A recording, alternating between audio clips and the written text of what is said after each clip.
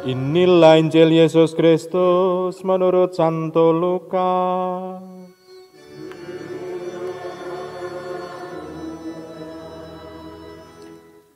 Pada hari Paskah itu juga waktu senja, kedua murid yang baru saja kembali dari Emmaus menceritakan segala sesuatu yang terjadi di tengah jalan dan bagaimana mereka mengenal Yesus kembali ketika ia membagi-bagi roti. Dan sementara mereka bercakap-cakap tentang hal-hal itu, Yesus tiba-tiba berdiri di tengah-tengah mereka dan berkata kepada mereka, "Damai sejahtera bagi kamu." Mereka terkejut dan takut dan menyangka bahwa mereka melihat hantu. Akan tetapi ia berkata kepada mereka, "Mengapa kamu terkejut? Dan apa sebabnya timbul keraguan-raguan di dalam hatimu? Lihatlah tanganku dan kakiku, aku sendirilah ini. Rabalah aku dan lihatlah.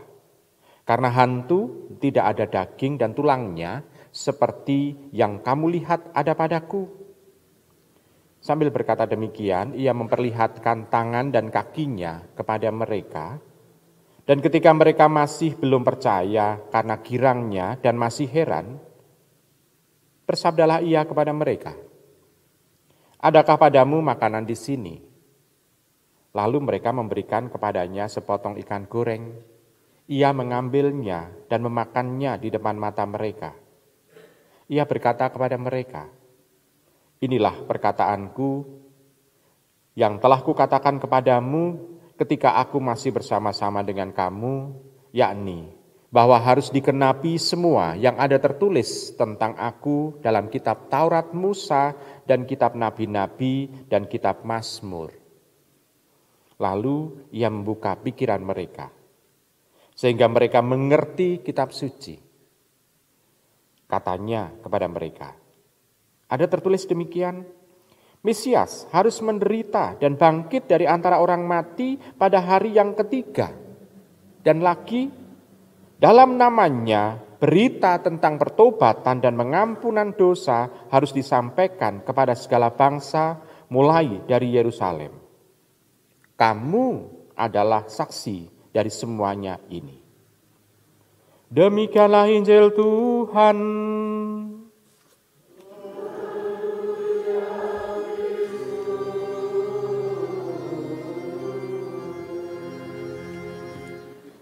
Ibu, Bapak, saudari-saudara yang terkasih dalam Yesus Tuhan, di sini kita bisa melihat dan mendengarkan bahwa menonjolkan fakta kebangkitan itu ditekankan oleh penginjil Lukas yang kita dengar tadi. Yesus benar-benar bangkit, namun kebangkitan Tuhan Yesus tidak menjadi fantasi para murid karena sudah bisa diraba dan juga disentuh. Di sini kita bisa melihat bahwa penampakan Tuhan itu sebetulnya adalah anugerah dari Tuhan untuk para murid. Supaya para murid bisa merasakan bahwa Tuhan itu tidak pernah meninggalkan mereka. Lalu ada pertanyaan, mengapa kok ini ditekankan oleh penginjil? Tidak hanya penginjil Lukas tetapi juga Yohanes dan penginjil-penginjil yang lain menekankan bahwa Tuhan Yesus bisa diraba. Ibu, Bapak, saudara-saudara terkasih, karena pada zaman itu sudah ada ajaran yang membengkokkan pengajaran yang sebetulnya benar di hadapan Tuhan.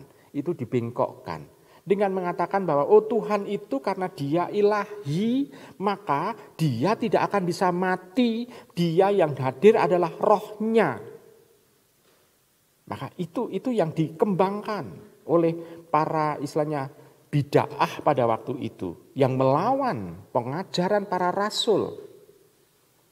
Sehingga kita bisa melihat bahwa sampai pada pemahaman nantinya yaitu Tuhan pun itu tidak bisa disalibkan. Kenapa? Karena dia roh. Maka tidak bisa disalibkan. Nah, ini adalah bid'ah yang namanya doketisme. Yang tampaknya seperti manusia tetapi bukan manusia. Karena dia yang ilahi. Dan juga sampai kepada pemahaman bahwa ini tidak bisa mati. Dan akhirnya roh ini nanti kembali ke surga. Ini pemahaman doketisme. Sudah ada semenjak abad-abad pertama. Bahkan abad kedua, abad ketiga semakin menjadi. Nah, ibu bapak, saudara terkasih. Dan kok ya pas, kebetulan sekali paham-paham doketisme itu yang dipegang oleh saudara-saudara kita, tetangga kita. Sedangkan pemahaman yang asli mengenai bahwa Tuhan Yesus itu adalah 100% manusia dan 100% Allah, ini tidak sampai kepada pemahaman mereka.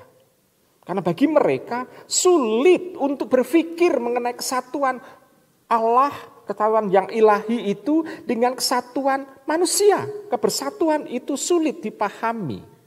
Karena mereka sulit untuk memahami bahwa Yesus itu adalah firman Allah yang hidup. Walaupun disebutkan Yesus adalah kalimatullah, tetapi sulit untuk bisa memahami bagi mereka. Tetapi bagi diri kita, para murid, para rasul, ini bukan sesuatu yang sulit. Kenapa? Karena Yesus sendiri sebagai sang firman Allah itu juga adalah Allah. Dan Allah bisa melakukan macam-macam hal yang bagi pikiran manusia adalah hal yang mustahil. Banyak hal yang di luar pikiran manusia itu bisa terjadi.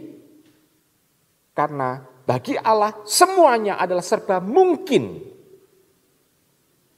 Kenapa mungkin? Ya karena kehendak Allah sendiri. Allah mau melakukan atau tidak. Maka bagi kita manusia mengatakan hal yang mungkin, tapi bagi Allah sendiri adalah hal yang pasti bisa melakukan semuanya. Nah, ibu bapak, saudara terkasih, maka pengajaran mengenai Tuhan Yesus yang bangkit itu sampai minggu ketiga ini masih diungkapkan oleh gereja. Kenapa? Karena supaya kita jangan sampai itu dibengkokkan dengan pemahaman-pemahaman yang justru mau mengenakkan diri kita, tetapi justru tidak menampakkan kenyataan yang ada dalam diri Tuhan Yesus sendiri.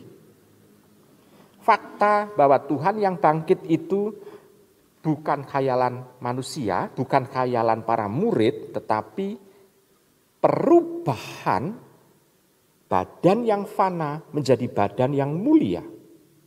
Dan ini yang seringkali luput dari pemikiran kita. Karena apa? Karena kita seringkali lupa. Kita seringkali mengucapkan syahadat kita bagian akhir, aku percaya akan kebangkitan badan, tetapi kita tidak mencoba memahaminya.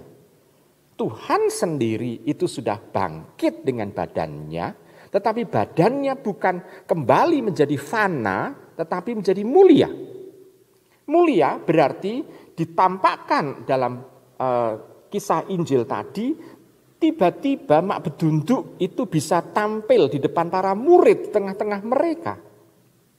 Walaupun dengan badan yang istilahnya badan yang dulu dipakai oleh Tuhan Yesus masih dia dipakai, bukan dipakai dalam arti koyo pakaian gitu, enggak, tetapi istilahnya masih ditampilkan supaya para murid mengenal. Bahkan luka-luka terakhir Tuhan Yesus pun ditampakkan kepada para murid untuk memperlihatkan bahwa gurunya ini, walaupun gurunya itu sudah dikenal zaman dulu, tetapi sudah berubah dengan badan yang mulia. Dan ini sebetulnya yang mau ditekankan kepada kita. Dan para murid pada saat itu berkumpul, itu sedang mencoba untuk memahami semuanya itu. Dan Tuhan membuka pikiran mereka. Dan ternyata pemahaman mengenai Tuhan yang bangkit, Tuhan yang menebus, Tuhan yang mengampuni itu sudah dituliskan dalam seluruh kitab suci. Diungkapkan di sana ada kitab Taurat, ada kitab para nabi, ada kitab Mazmur. Atau dalam bahasa Arabnya kitab Zabur. Gitu. Ya, di situ kita bisa melihat Tuhan itu ternyata sudah menubuatkan tentang kehadirannya dalam kitab suci itu. Dan para murid mampu memahami itu. Kita bayangkan, ini adalah mukjizat. Coba kita bayangkan, para murid itu hanya ketemu dengan Tuhan Yesus 3 tahun saja. Karena Tuhan Yesus berkarya hanya 3 tahun. Lalu juga kita bisa melihat kemampuan para murid bukan ahli teologi. Tetapi mereka kebanyakan adalah nelayan. Ada pemungut bea cukai. si Matius. Ada beberapa orang, tetapi banyak orang-orang itu adalah orang-orang sederhana. Tetapi Tuhan Yesus mampu untuk membuka pikiran mereka sehingga para murid mampu untuk menangkap nubuat-nubuat dari Allah yang sudah dituliskan di dalam kitab-kitab perjanjian lama kita. Dan situ mau diungkapkan apa? Mujizat. Mujizat apa? Tuhan itu memberikan kemampuan para murid, tidak hanya pengalaman kedekatan dengan Dia, tetapi juga kemampuan untuk memikirkan dari pengalaman dan pikiran itu bisa menyatu sehingga bisa diwartakan kepada semua pengikut Tuhan yang lain. Nah, Ibu, Bapak, saudara-saudari yang terkasih, sebetulnya bacaan Injil ini berisi paham-paham teologi, tetapi kita tidak akan membahas itu. Tapi bagi kita adalah bahwa Tuhan ini tidak pernah meninggalkan kita. Buktinya apa? Buktinya dalam setiap ekaristi kita bisa merasakan Tuhan hadir. Nah, tetapi kita bisa melihat kendala kita adalah selama 1 tahun ini itu banyak gereja itu hanya bisa online. Sehingga umat hanya nonton misa melalui TV atau melalui HP atau melalui laptop. Dan mereka yang sekarang ini juga online itu kadangkala seringkali tidak mendapatkan komuni. Kecuali mereka yang sepuh, mereka yang sakit. Masih dilayani untuk bisa menerima komuni suci. Tetapi untuk mereka yang nonton, karena sudah terbiasa nonton misa, mereka seringkali memaksakan kehendak supaya prodiakon juga membawakan ekaristi tidak hanya untuk yang sakit atau yang tua, tapi untuk seluruh keluarga. Dan itu adalah pelayanan yang keliru, karena mereka sehat tapi diperlakukan sebagai orang yang sakit. Dan mudah-mudahan sajalah kita bisa melihat Tuhan pasti mempunyai keadilan kalau mereka memperlakukan diri sebagai orang yang sakit untuk menerima komuni di rumah, ya Tuhan akan mengabulkan apa yang mereka pikirkan. Bukan itu, tapi sebetulnya prodiakon harus tegel juga untuk mengatakan bahwa enggak, kami hanya membawa komuni untuk mereka yang sudah sepuh dan yang sakit gitu. Sehingga yang sehat-sehat biarlah misa di gereja. Kenapa? Karena momentum kehadiran Tuhan itu adalah dengan menerima komuni. Hadir, doa syukur agung, ini adalah doa di mana Tuhan sendiri memecah-mecahkan roti. Memang kalau yang melakukan di dalam ekaristi itu adalah romo yang juga punya dosa. Tetapi karena kami ditabiskan, kami diminta untuk bisa melakukan apa yang dikatakan di dalam ekaristi itu. Jadi kami tidak hanya membaca, tidak hanya menghafal, tetapi juga merasakan, mencoba, menghadirkan Tuhan yang hadir di tengah-tengah kita untuk umat juga. Nah, Ibu, Bapak, saudara-saudara terkasih, untuk melihatkan apa? Kehadiran Tuhan bukan hanya sekedar dikenangkan. Karena kalau pengenangan akan kehadiran Tuhan, ini adalah paham Protestan. Sehingga setiap kali perjamuan mereka hanya mengenangkan. Tapi mengalami kehadiran Tuhan, mereka tidak ada paham mengenai hal itu. Nah, bagi diri kita, orang Katolik, kita harus bangga bahwa dalam setiap kali ekaristi, kita merasakan dan mengalami kehadiran Tuhan yang real. Bisa diraba, bahkan bisa dicecap dengan indera kelima kita. Nah sekarang, Ibu, Bapak, saudara-saudara terkasih, coba sekarang, kita mempunyai 5 indera. Indera peraba, indera pendengaran, terus indera apa lagi? Penciuman, indera penglihatan, terus indera apa lagi? Perasa, terus peraba lagi ya, perasa dan peraba. Dan kita bisa melihat di sana, kita bersyukur karena kelima indera itu bisa terpenuhi pada saat kita berekaristi. Indera penglihatan, kita melihat istilahnya diajak untuk bisa melihat kehadiran Tuhan walaupun mata kita terbatas. Mendengar sabda juga, kita mencium kadangkala dengan hirup itu supaya ini juga bisa berkonsentrasi fokus kepada Allah.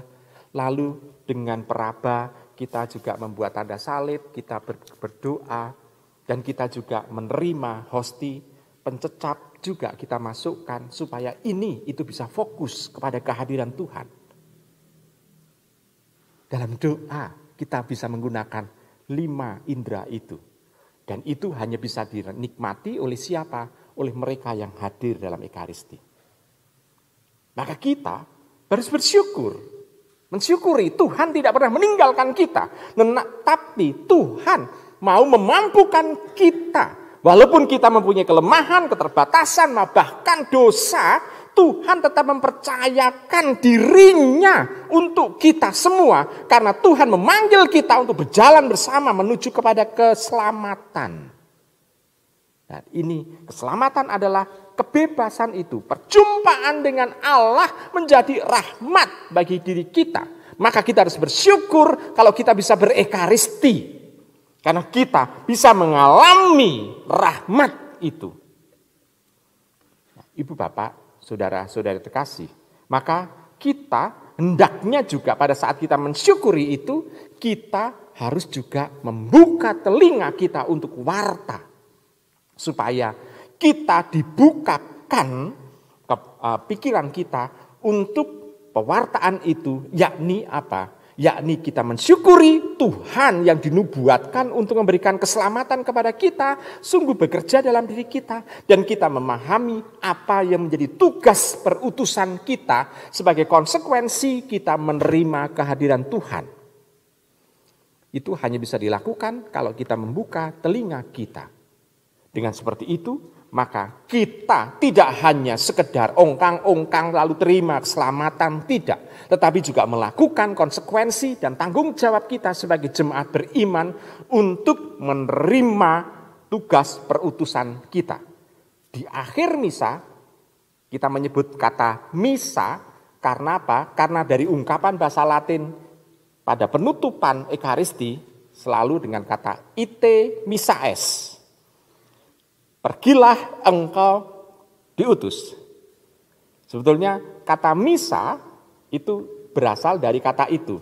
Bagian akhir dari Ekaristi. Kalau orang zaman dulu itu kalau Ekaristi kan pakai bahasa Latin. Dan yang diingat apa? Yang bagian ending. Dan bagian endingnya apa? Ite missa es. Pergilah engkau kuutus. Maka selalu kalau perayaan Ekaristi yang kita omongkan adalah yuk pergi ke misa. Kalau misa orang sadar tugas perutusannya. Maka kita harus sadar akan tugas perutusan itu. Perutusan apa? Untuk mewartakan kebebasan akan dosa. Mewartakan keselamatan yang diwartakan oleh Tuhan. Yang sudah juga kita rasakan saat ini. Tanda orang istilahnya itu menerima penebusan dan juga pewartaan itu adalah baptis. Dan kita semua sudah menerima itu. Dan Tuhan dengan membaptis kita pun itu juga memperlihatkan bahwa keselamatan tidak hanya untuk orang yang berbahasa tertentu atau bangsa tertentu, tetapi untuk semua orang. Sehingga kita bisa bersyukur, bisa berdoa menggunakan bahasa kita masing-masing. Ini menandakan bahwa universalitas dari keselamatan itu ada.